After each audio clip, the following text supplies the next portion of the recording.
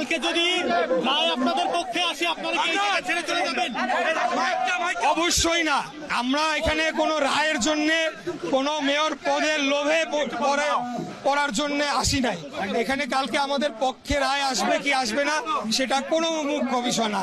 শুরু থেকেই আমরা বলে আসছি যে আমরা এই সরকারের ভিতরে যারা রাজনৈতিক দলের প্রতিনিধি রয়েছে তাদের কর্মকাণ্ড আমরা জনগণের কাছে উন্মোচিত করেছি এবং তাদেরকে অবিলম্বে পদত্যাগ করতে হবে।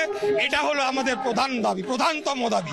তারপরে আইনি প্রক্রিয়া অনুসরণ করে আদালত যা রায় দিবে সেটাকে তারা বাস্তবায়ন করবে। সেটা আমার পক্ষে গেলেও আমাকে শপথ দিতে হবে।